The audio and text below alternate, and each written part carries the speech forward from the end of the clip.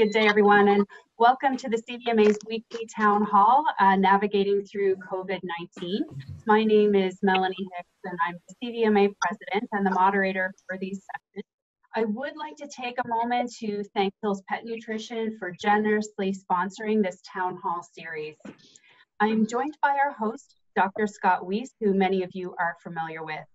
Dr. Weiss is a diplomat of the American College of Veterinary Internal Medicine and a professor at the Ontario Veterinary College. He's also the director of the University of Guelph Center for Public Health and Zoonoses and chief of infection control at the OVC Teaching Hospital.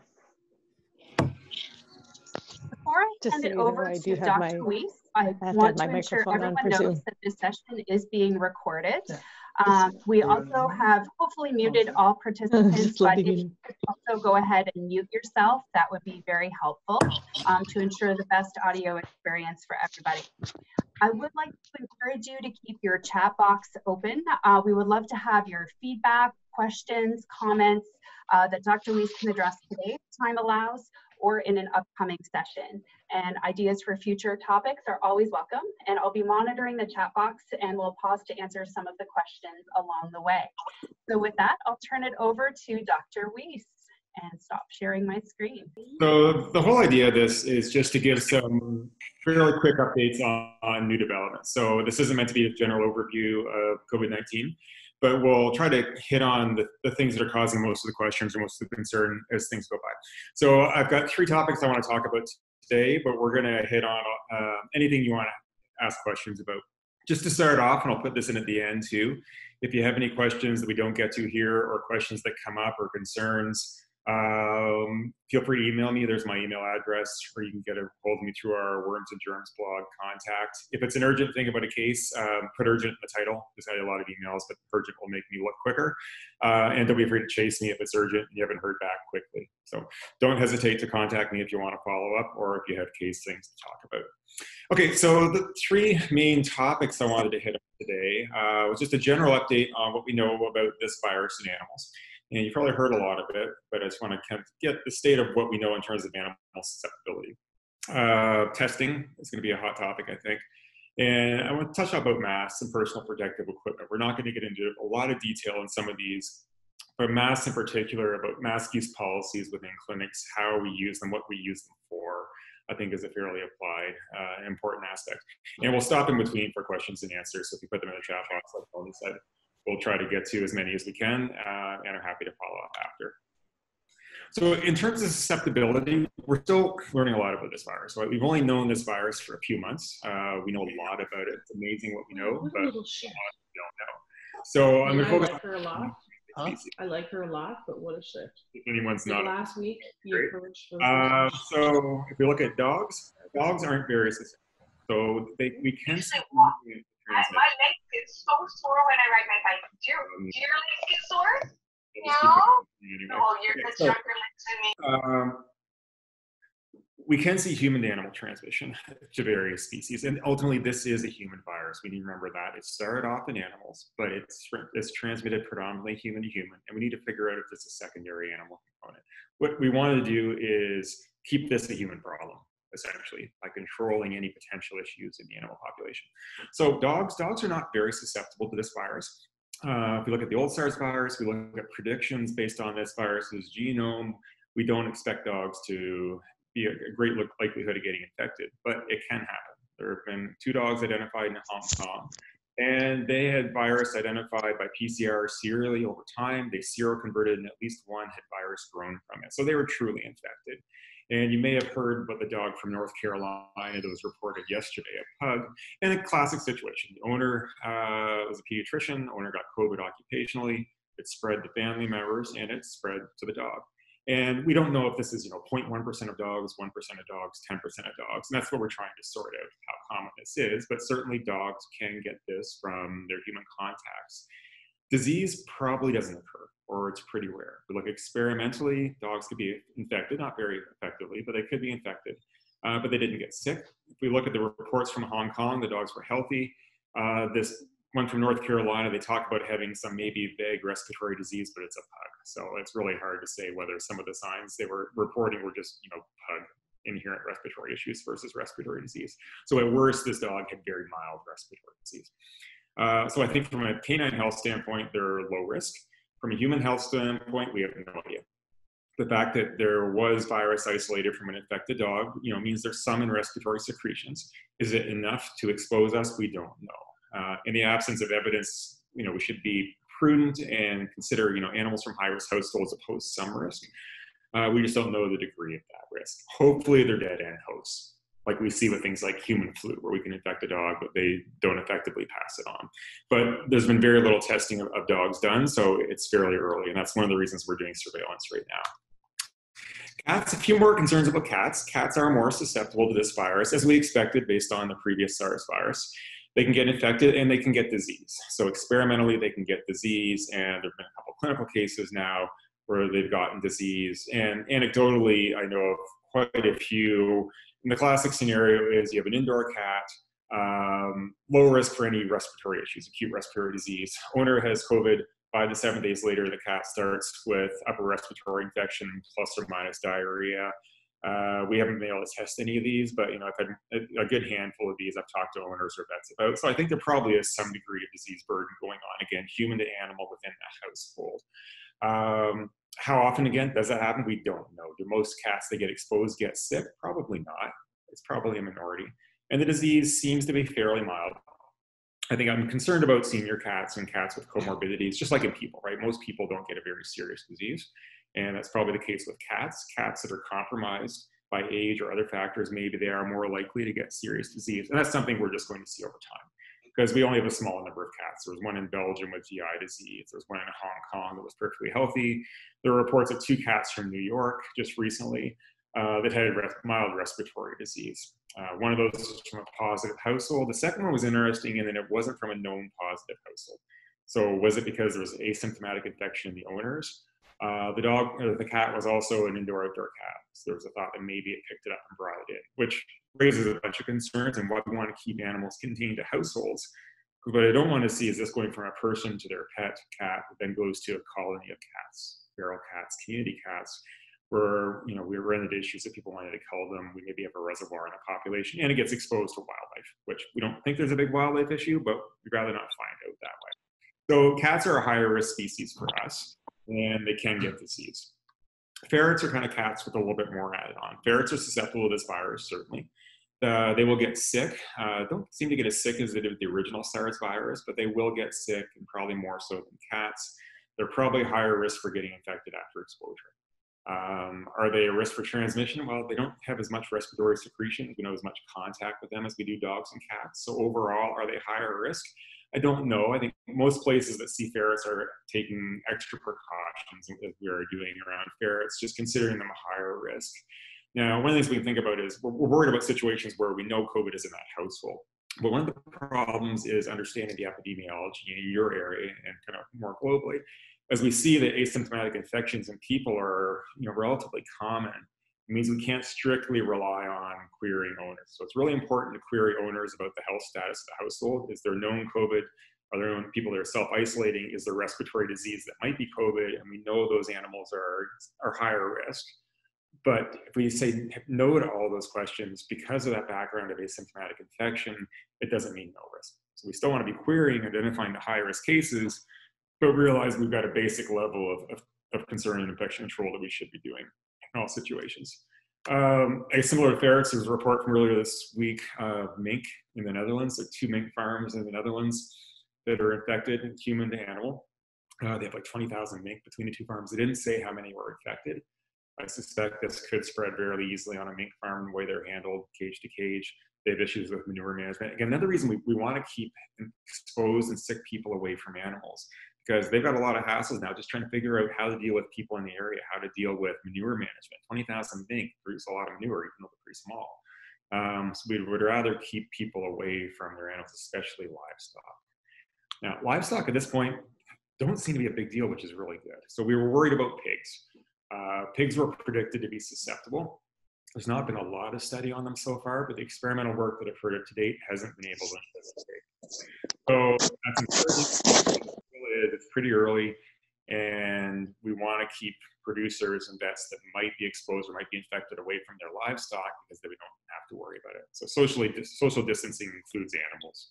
Doesn't mean you stay away from people, it means you stay away from animals as much as you can. Now, you can't completely, but we in particular want to keep potentially sick people away from animals of any species, because we don't want to find out a new species is susceptible based on an outbreak, especially in a food animal with all the sensitivity of food safety. Even though food safety is really a non-concern, the PR aspects of that, if you got into a pig population, would be a big deal.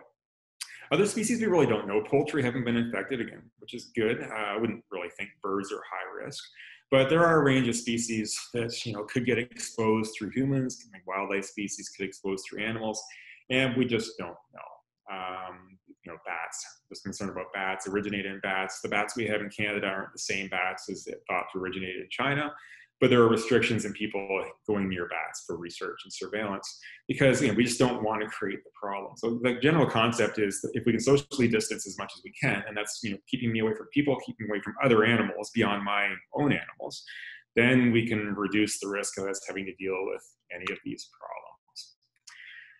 When to suspect this clinically? Well, really it comes down to cats and ferrets is the big concern. Dogs, it's unlikely to be an issue.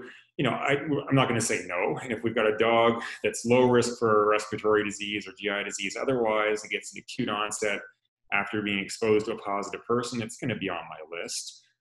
It's going to be lower than a lot of our typical canine pathogens.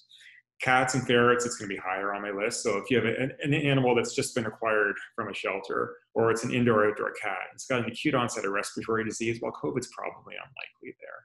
If you've got a cat that's living inside and it's an adult and there's really no risk for exposure to infectious respiratory pathogens, but its owner has COVID, well, that's high risk. And that's when I would consider potentially a COVID case. And we'll come back to testing a little bit later. It doesn't mean we necessarily have to test it, but it's when we start to think about this might be a concern.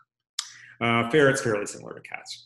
So, common things occur commonly. The less likely one of our common problems is present in this animal, and the more likely they've been exposed to an infected person, the higher on the differential list COVID would come up. And we just don't know if this is an exceedingly rare problem or a rare problem. It's not going to be a highly common problem, but we're trying to put it into context.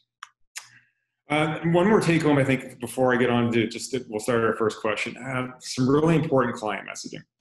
People are freaked out, right? When this dog got reported in the US, there were a lot of media attention in the US, a lot of people panicking about their dogs. Key points, this is a human disease. It started in animals. It's almost exclusively or exclusively human.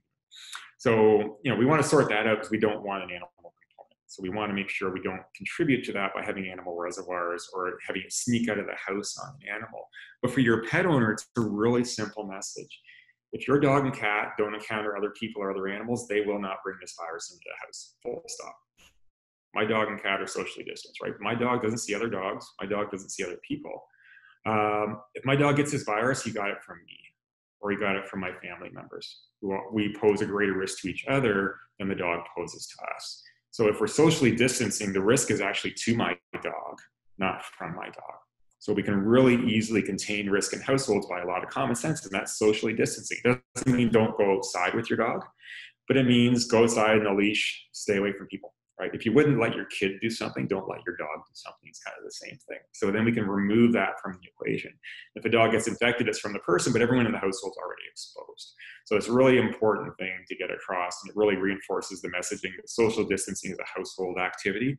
It's not a human activity with some animals off to the side. For us, it's a little bit different, right? Because when animals or people leave that community, that social group, that household, then they pose a risk of transmission. So when an animal has to move somewhere else, and that could be a kennel eventually, could be a groomer eventually, could be to us, that's when we start to see maybe more concern about animals playing a role, because then they can plausibly play a role in moving it from a high-risk place to a low-risk place, as opposed to in the household where there's been a mix of greater human transmission risks. So if people are worried about it, I think that's a very quick take-home message. And most people understand that fairly quickly once we put it across. Okay, I think we're going to pause here to see if there are any questions before we move on to the next one. So I'm not sure I can see the chat box where I am, but Melanie will let. Yes, I am monitoring. So if you're sending any questions, please send it to the entire group. that would be great, and then I can monitor that. The one question so far is, will this presentation be available for downloading or reviewing online? And yes, it will be available on the CVMA website. So we do have a question. Would that mean that the doggy daycares that are closed be open sooner? I don't think we can't really predict what's going to happen. So, anytime we increase movement of people, we move animals, we create risk, and we're going to see a phased response, and that's going to be different geographically. It's going to depend on the epidemiology in the area. And, the problem is there's so many different businesses. Like, you can easily see, I've got a really good social distancing plan. I can be screening owners and everything else. So my doggy daycare, my boarding kennel is low risk.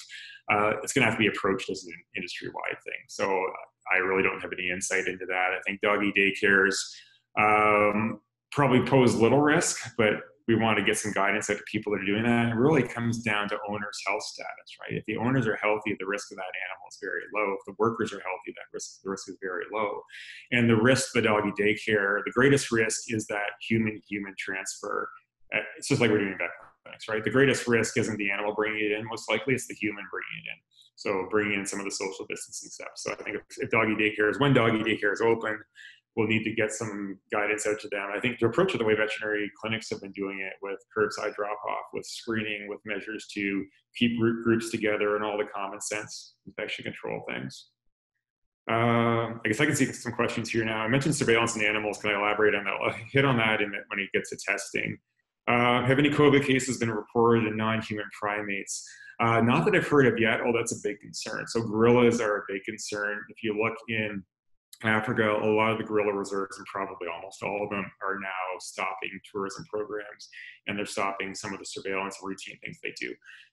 Most of these programs are very good, especially with the gorillas, where people are supposed to stay 6 feet apart, and they're supposed to wear a mask, because we're worried about, we can see respiratory virus transmission. We get outbreaks in chimpanzees and various things of human paraflu and the like, because people are in close proximity and they're very closely related to us. The problem is those areas are so reliant on tourism money, and compliance is really bad, because one tour operator, if you know this tour operator well, you can actually get close with this guy, right? You're gonna actually get a good encounter versus this one's following all the rules and you have to stay back. That's not quite as appealing. That's an ongoing problem in some of these facilities or some of these areas. So we're concerned about primates. I think they'll be probably very strict at the start in these primates. The problem will be over time, when there's going to be a desire to back off on the restrictions, when this virus is still there, and this could be devastating to some endangered populations. There's a question there about the newest ProMed post about the tiger in India that died. Yeah, I wrote about that this morning, I think. So there's a report. So we know the tigers and lions from the Bronx Zoo, so human to animal infection. Some of them got sick. We don't know how much was animal to animal and how much was all human to animal, but they got upper respiratory infection for a while, which was interesting. There's a report on ProMed from this morning or last night talking about a tiger in India in a reserve that was positive. And I think the ProMed moderator misinterpreted the post. So the article isn't very well written, but the article from India talked about this tiger that was sick. They were monitoring it. It died. And then they said they were concerned about COVID because of a positive test from the US. And I'm pretty sure that's in response to the Bronx Zoo. So what happens is they were worried about COVID because they found out tigers can get COVID. So they quarantined people that were around that animal and closed off. That animal they talked about an intestinal blockage. So it's a bit unclear right now. I think it's unlikely that was actually an infection, but it's a reason that some parks now and zoos as well are restricting contact with big cats, because again, endangered populations, the last thing we need is one more virus. Now, fortunately, in the big cats, this probably isn't going to cause very severe disease based on what we know about cats so far. So it may not be a big deal, but again, it's just this, this is where the One Health ball keeps getting dropped. We're getting a little better at it maybe now. The start, the One Health approach to this was completely abysmal. Now we're starting to clue in a little bit more. So I think we are seeing people being a little more aware of us putting it back into the animal populations. Did I hit all the... We have 2 more questions. I didn't know if you wanted to continue on, and we'll circle back to these after. You might as well hit on them now. So right. I guess I can see that they're struggling to navigate the ethics of starting to vaccinate dogs. Is that one of them? Balancing the risk of, this is tough. Like there's no good way to say what is urgent or not. So this is knowing what your guidance is in your province. So You know, I'm in Ontario, that's different than other provinces, the directions we're getting. You know, when we get the message that rabies vaccination isn't considered essential, it's hard to talk about other things. You can maybe avoid rabies exposure more than avoid lepto exposure. Like lepto certainly is a dog health risk. You need to know the epidemiology in your area. You need to know the risk of your dog. Your preventive measures aren't very good because, you know, who gets exposed to lepto? Well, dogs that are outside or dogs that are inside. So pretty much everyone can get exposed to lepto. Zoonotic standpoint, you know, it's not a huge reason to say we need to vaccinate, but there is some issue there. I think it comes down to case by case. What's the risk to the animal? What's the risk to the owner? How many dogs have been vaccinated? You know, if this is a dog that's been vaccinated well in the past, these are good vaccines. Delaying the vaccine isn't going to be a big deal.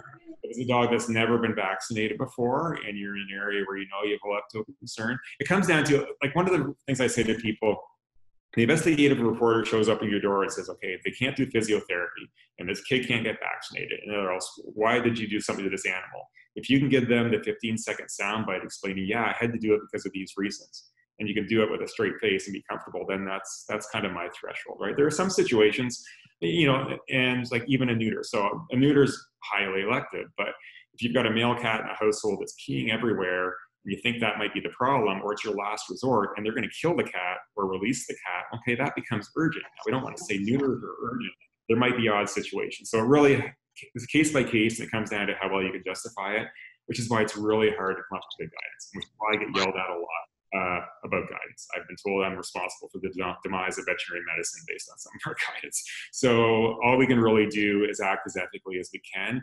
And I think the better we are doing it, the easier for us to say, okay, as things get phased back in, it's easier for us to go to the government and say, we've been really good boys and girls, right? We've done what you've said. We've got things we need to start doing. They're important, and we want to start doing them. And if we can show that we've been really responsible, I think we can get into an earlier phase of reintroduction versus, yeah, you know, the veterinarians have been dodgy and they've been trying to sneak things through. So let's keep them back a little bit until we're sure things are better control.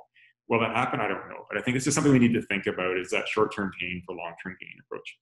So not a great answer. That's really all I can say. Can a pet's fur act as a fomite? No idea. So can a pet's fur be contaminated by an infected person? Absolutely, right? If I'm infected and I cough on my cat, I've maybe put virus on his hair coat. How long does it survive is the question. You know, it's an envelope virus. It doesn't survive very long, like 2 to 3 days on stainless steel and plastic, but my cat's not made of either of those. So it's probably minutes to hours. I think in a household situation, it's really not that relevant. Where it's of relevance in the household is when, okay, I've got COVID and I'm living in the basement. I'm being really strict, staying away from the rest of my family. Now, if that cat's going back and forth upstairs and downstairs, that's a problem because that's a contact point. If we're all in this together in the household, then the cat's hair coat contamination isn't a concern. The big issue is for us as veterinarians. So you got an animal coming in from a COVID positive household and we're distancing well from that owner. That owner touched that cat or coughed on that cat. 5 minutes later, we're seeing it in the clinic and we're wrestling with it to get a blood sample. Well, maybe that is a potential risk. We have no idea. And again, if we can do basic things to reduce that risk, you know, it's hygiene, that's personal protective equipment, and considering wiping them down. You know, we don't want owners doing this in households. We don't want them bleaching their animals. But if we've got an animal coming in from a known positive household, you know, wiping them down with a biocide, a rinse, a bath, a disinfectant cloth. These are all, if it's a pet-friendly thing. And the disinfectant cloths we use, think about that. We touch them with our hands, right? We're wiping surfaces. So the safety issue of wiping them down a hair coat once isn't a big deal. So I think it makes sense to do something basic like that in the absence of knowing what the risk is, as long as it's kind of safe and easy to do. I think we got some more surveillance questions. We got everything else. Viral sequencing for domestic animals to match with human handlers. Not been much so far. I think the only one I know of offhand is one from Hong Kong, where it did match the first dog with the owner. And that's completely expected, right? If it isn't, then we get really freaked out. We need to figure out where it came from. But we'll get more on that as we start to see more and more animals and we get more sequencing. And with our surveillance, hopefully we'll be able to do that too. And so I still mention our surveillance right now since it keeps coming up. So we're trying to answer a couple of questions. We're trying to say, okay, how often do people infect their animals? And then how often do those animals get sick? So it's fairly straightforward. You know, we're looking at pets in households of people with COVID. Logistical aspects are pretty big, right? Because one of the big take homes is we don't want those animals coming into your clinic, right? If you've got a COVID positive household, best thing you can do is not see that animal or not see it now. So telemedicine, delaying things, only bringing it in if they have to. So we don't want animals leaving the house and people to leave the house unless they have a good reason. So for us to do this surveillance, that's sampling in the house. So I'm heading out after this to do a couple places. So we have to go there, do the sampling. We're sampling nasal, oropharyngeal, rectal, as well as doing a hair coat swab, just looking at human hand transfer. So with people within the vicinity, well, if they're clients in COVID positive households with recent infections, we can sample them. If you have animals that have come into your clinic for some reason, like we don't want them coming into your clinic to be sampled, right? If you've got an animal from a high-risk household that's in there for some other reason, then you can give us a call. We can potentially get you as part of our surveillance. What we don't want to do is see any more extra movement of animals. And we want to make sure we get organized results. And this kind of leads into where I was going next. We need to be able to put results into context. So just saying this animal is positive, does that help? Well, it doesn't change how we manage, how we treat the animal. There's no specific treatment. It tells us some interesting things, but just knowing the odd one-off case, like this one pug in North Carolina, did it tell me anything? No. Right? It's another infection. There are probably lots of them out there. We don't know what the risk factors are. We don't know if this is 1% or 10%. So what we need is numbers that come together. So like if IDEXX can tell us, okay, 2 of 100 animals they tested were positive, okay, it's interesting. But if I know nothing about the 2 and nothing about the 98, I can't really put those results into context. So that's why we want to have testing as much as possible under surveillance where we get an understanding of the animals and the households so we can put it all together. So maybe that'll lead into a testing issue, and we'll come back if there are any more questions about that.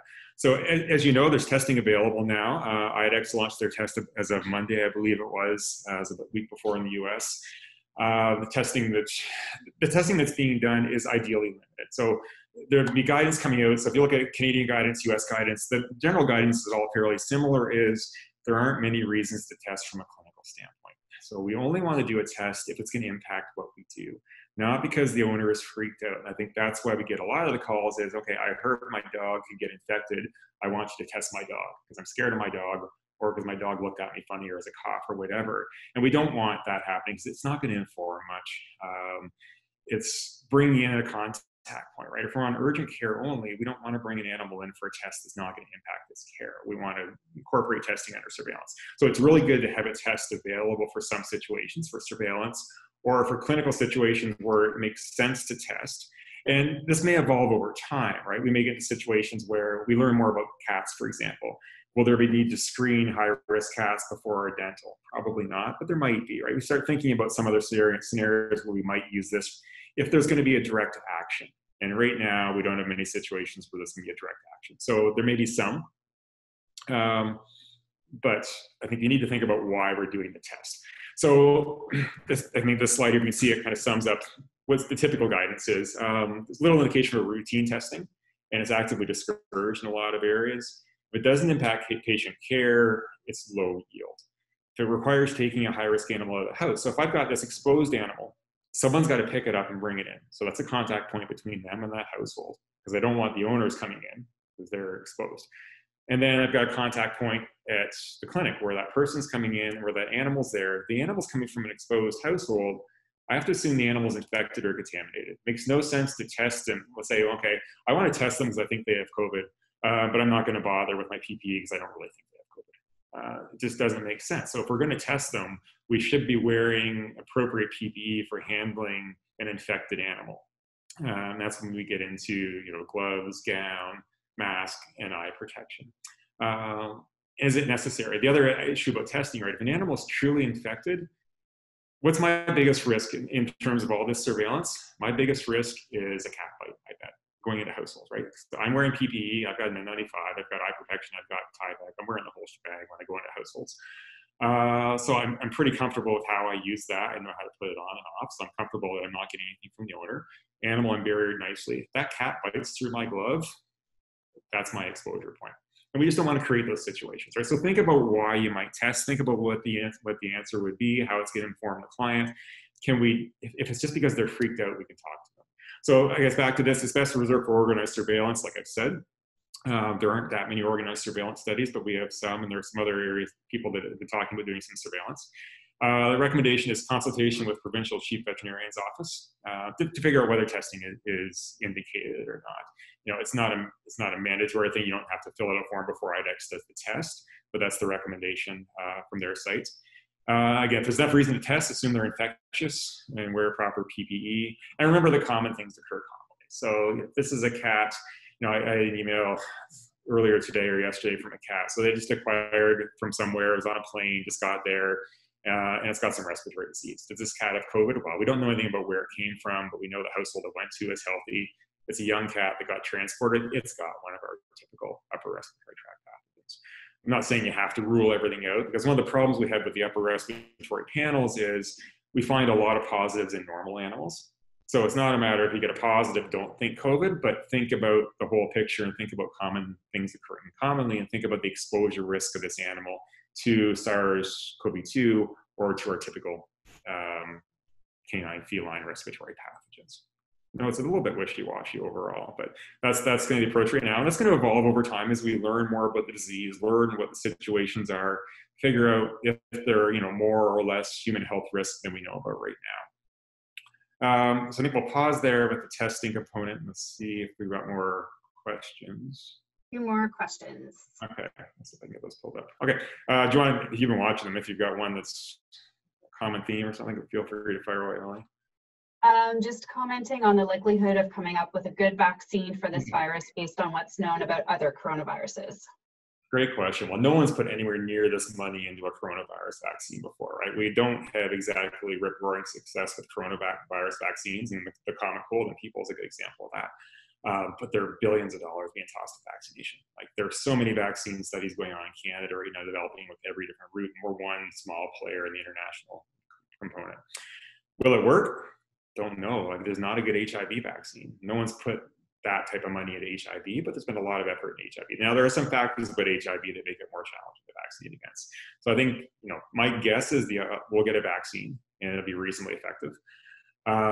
It's more the logistics, right? So I saw something today about, was it Zoetis Pfizer might have a vaccine out by the end of this year available. As soon as Germany said they might be able to make millions of doses by next spring or something. The problem is millions of doses sounds really good, but millions of doses amongst 7 billion people isn't a lot. So developing the vaccine, so getting a vaccine to work, doing a clinical trial to show it works, going through the different phases, and these will be accelerated, obviously. But once you got that vaccine that works, it's not easy to produce it. It's not a flu vaccine where all the infrastructure is there. You just need to change the strains. You need to come up with a production system and a distribution system. If you said, okay, Ottawa, here are 33 million doses of coronavirus vaccine, we're going to dump them off at 24 Sussex today. How long would it take me to get vaccinated? It's going to take some time. Just the logistics of getting in and vaccinating everyone, probably starting with the high-risk people and working their way down. No way I don't think we're going to get vaccinated this year. Like, if we can get vaccinated by next summer, that would be great. And this is one of the reasons that we're looking at a long-term window, because how we're eventually going to control this is through immunity. It's either going to be through natural exposure or it's going to be through vaccination. And we don't want it to be through natural exposure because that means a lot of people get sick. But also, if you look at the numbers, like the number of people, we've got a lot of infections, but in terms of percentage of the population, even if you say we're massively underestimating the number of diagnoses, we still have the vast majority of our population is probably susceptible to this, which is why we can't just say, okay, we're back to normal right now. We've done a good job. We're keeping IC rates low. We still got 90+% of the population susceptible to this thing. So if we go back to normal right now, we're just going to be back to where we were 2 months ago or a month ago, which is why we need to be thinking about the social distancing as a long-term venture, because we're not going to go right back to normal. And as we get back to normal, we may very well be back into urgent-only directives or various other directives and schools closed in different regions as disease rates go up. The whole thing, what everyone cares about the human healthcare side, number of really sick people and number of ICU beds. So we have a lot of susceptible people left. If those rates start to creep up, everything's gonna get locked down again.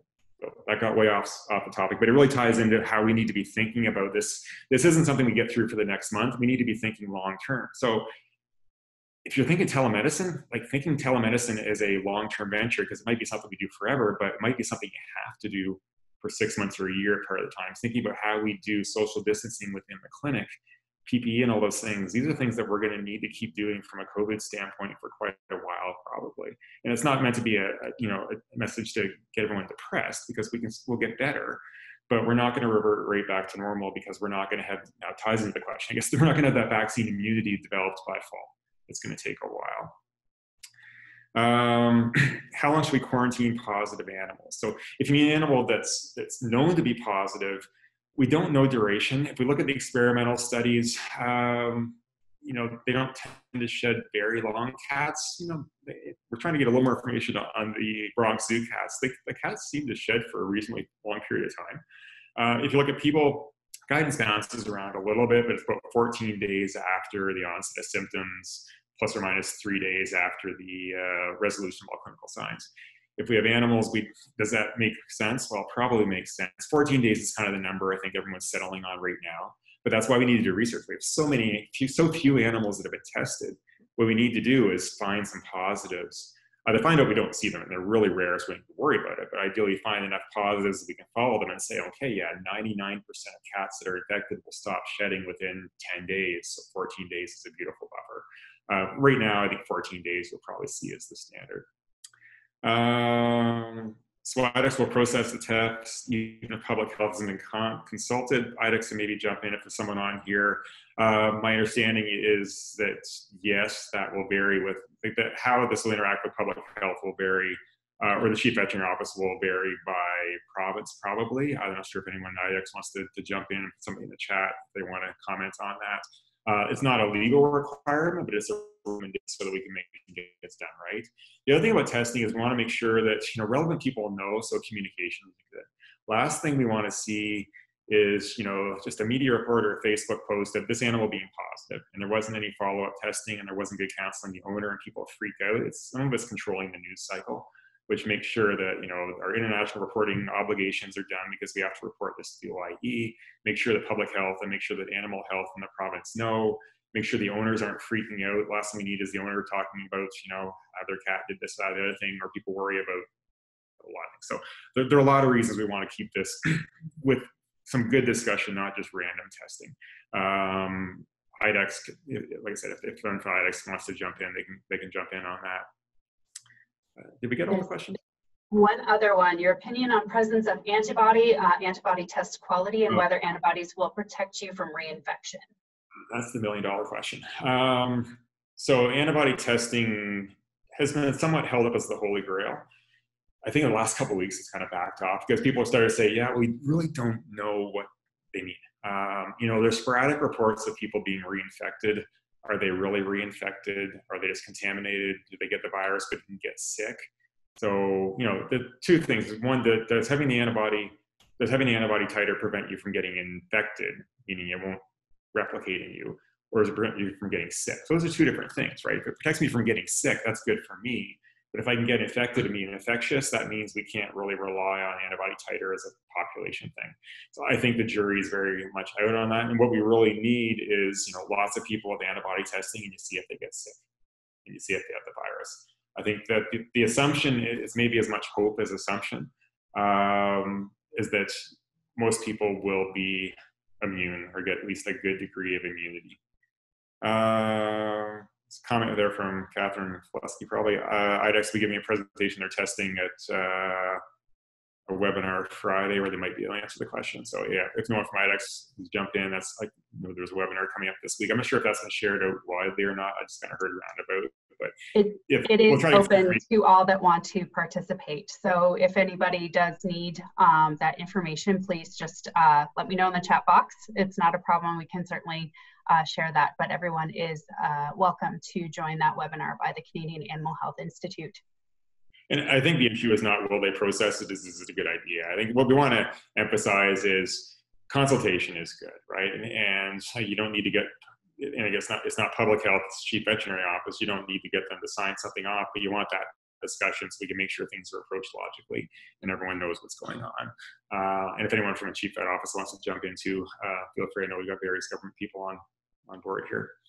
So I do have one other question that just came in through privately. Can you ask if the Duke test performed on the pug?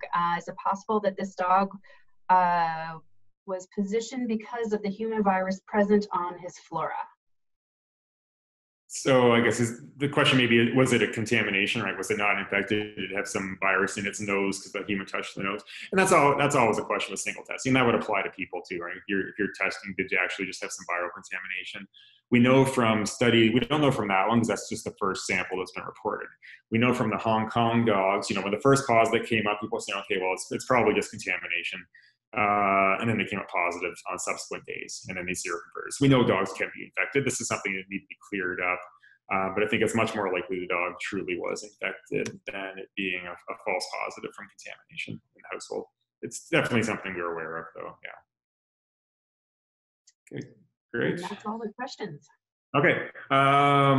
We'll move on. I think we said we're going to wrap up at 1, but I think we also said we would keep going if people want to keep listening. So I'm going to touch on PPE, and then we're going to answer questions for as long as I think we're allowed to. I'll be fairly quick on the PPE side, and I'll just talk about the mask component. So the big thing about masks is thinking about why you're using them. Right? For all PPE, there are two things that we're really considering. One is to protect us, and one is to protect from us. So what we use, how we use it, and how acceptable alternatives are depend on what the goal of the PPE is. So N95 masks, most clinics don't have them. Most clinics don't have fit tested personnel. N95 masks are what we want if we're worried about high risk aerosol exposure. And this is human hospitals, right? Someone's in there in an aerosol generating procedure with an infected person, they want an N95. The other thing is if you're gonna wear an N95 mask to protect yourself, you need to wear eye protection because it makes no sense to protect your oral and your nasal mucous membranes and not your ocular mucous membranes. So an N95 isn't something we use very commonly. Like I said, I use it when I go into positive households to do sampling. It's not something we wear around the clinic routinely. It's a personal protective device for you. They're good masks. They're uncomfortable to wear for a long period of time, which brings in a practical issue if you're trying to use them for routine use in clinics. And the big thing is they're just in short supply and we need them in human healthcare. So we don't want to see routine use of them. We'd rather see them diverted to human healthcare. So we look at surgical masks. Surgical masks are mainly designed to protect from us. So in surgery, they prevent you from, when you're talking, breathing, coughing, whatever, depositing droplets and aerosols onto your patient or onto the surgical table. They're not designed to prevent you from inhaling something that's in the air as someone's coughing and breathing around you, especially from the sides. They obviously don't fit very tightly. Things get by a surgical mask very easily. They're better than nothing. They're not highly effective to protect you. They're not really designed to protect you. The biggest protective effect is probably it prevents me from touching my mouth or my nose if I have a mask there. So there is some protection, but that's not really what they're designed to do. If you combine a surgical mask with a face shield, then that's considered to be fairly acceptable because the face shield is helping to compensate for some of the surgical mask weaknesses. Cloth masks, like 6 months ago, who would have said we'd be talking about cloth masks in a medical situation, right? It's really quite bizarre when you think about that. Cloth masks are being considered because surgical masks are in short supply. And cloth masks, their efficacy is variable. It depends on the design, it depends on the material. So they're less predictable than a surgical mask, but they can be effective. And again, they're to prevent me from infecting you. So when we start thinking about how we use these, that's really the key is what the PPE used to protect me or is it protect from me? And just for the cloth mask, you may have seen this. If you're looking at making your own, CDC has some templates for ones that require sewing or don't require sewing. So you can make cloth masks really easily. So routine use in clinics comes up a lot. So should we be using masks all the time in clinics? And really masks are there to protect the population when we can't do social distancing. So if I stay 6 feet away from someone, I'm pretty safe in a clinic. There are potential things if it happens to spread farther, environmental contamination, but when they breach that 6 foot barrier, that's my big risk time. Cloth masks can have a role in clinics when we can't maintain that barrier, right? If I'm putting a catheter in a cat, you're not going to be 6 feet away if you're the one helping me. So cloth masks are an acceptable approach. They're kind of balancing, saving PPE supplies, comfort, ease of use, and reducing risk of transmission. One thing about mask use policy, so a mask in a clinic, like in this type of situation, isn't like me wearing a seatbelt, right? If I choose not to wear a seatbelt, it's my own damn fault if I get hurt, right? That's a protective thing for me. If I go into a clinic and there are 5 people there wearing a mask and I'm not wearing a mask, well, it's not that I'm putting me at risk. I'm putting them all at risk. They're doing something to protect me and I'm not doing something to protect them by wearing that mask. So this is where you get into situations where if you're bringing in a mask use policy in your clinic, it really should be an all thing. Because that's when you get people upset because so-and-so won't wear a mask. Well, you look at Mike Pence the other day in the Mayo Clinic, right? He wasn't wearing a mask. And he's putting people at risk because of that. We're not really worried about him getting infected. We're worried about him being infected and exposing all these people in the hospital. So in the clinic, if you're talking about masks, think about why we're using them. And if you're going to use them, think about how you're going to use them and who's going to use them. And that's probably everyone whenever you're breaching that 6-foot barrier. You can say wear masks all the time. The advantage of that is you forget, right? You get in a close contact and realize, oh crap, I didn't put my mask on.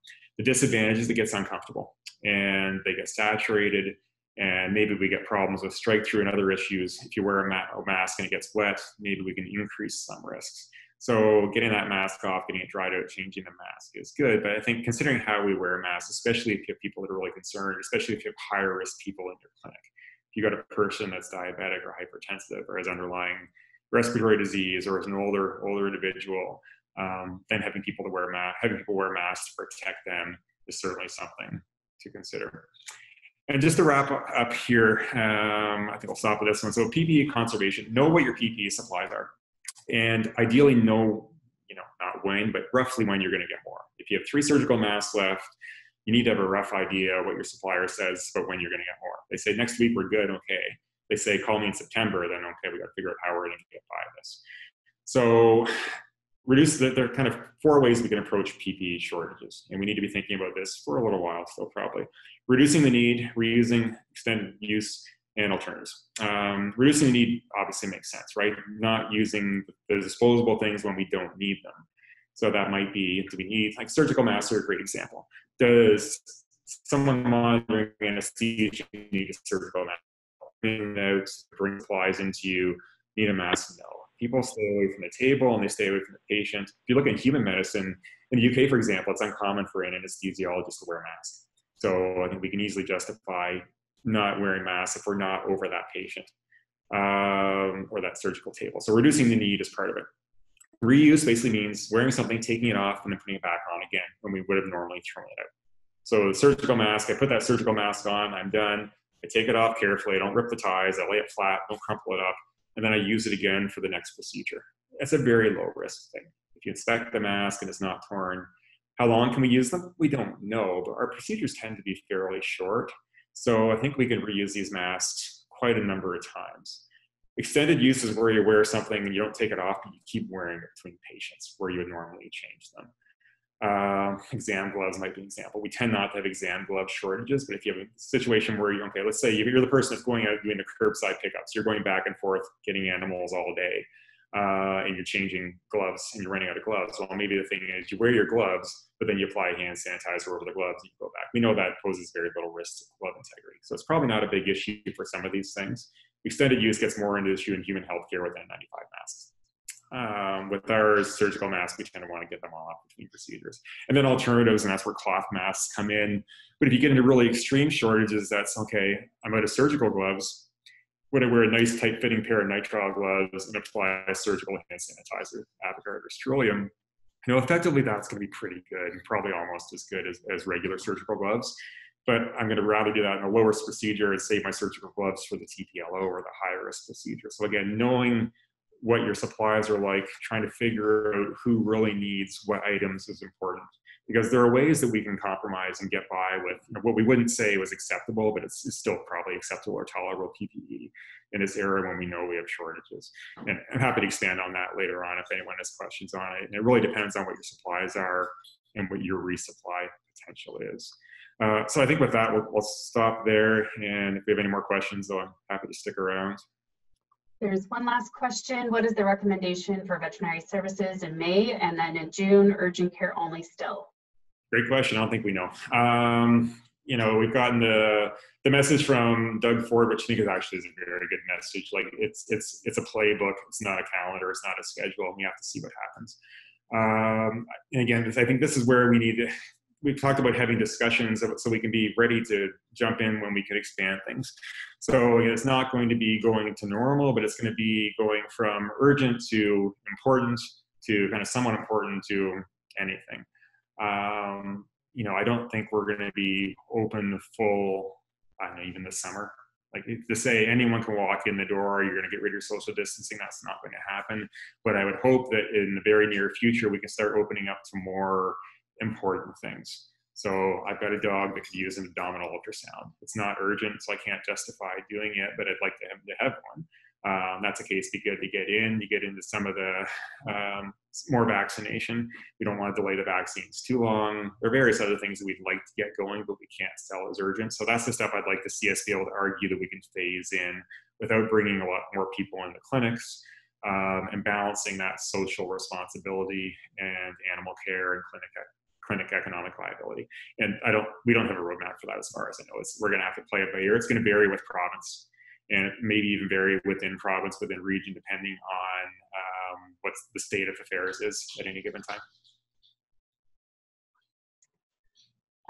And there was a question about sharing the CAHI IDEX webinar link, and what we'll do, I would have to get that up or get Alexandra at CVMA to do that. We will make sure that that is posted on our website. So if anyone would like to sign up for that, they do need to register prior to the webinar. So we'll make sure that we do have that up. We will have the recording up on our COVID-19 site on CVMA. And with that, do you have any other last comments? No, I think feedback on this is good. We were trying to figure out how to do this, right? How to get good information out and not waste people's time, not be redundant with all the other things that are going on. So I think feedback is good. If you like this type of format, I think the general plan is we would do something fairly similar, do an update, what's new, and then hit on a couple of the hot topics. And it's important for us to know what the hot topics are. So I know a lot because I get countless emails every day, but if there's certain things you want to know about, it's really good to let me know or let CVMA know so we can prioritize. My email again is on the screen here if you have any questions, but this in general or cases as they come along, don't be afraid to get a hold of me, and hopefully we can all get through this together. Yeah, and thank you, a big thank you again, not only to Dr. Weiss, but to Hills for sponsoring this series, our Town Hall series. And you should stay tuned. In your inbox, you will have an invitation for the one next week soon. Thank you, everyone, for joining. Thanks.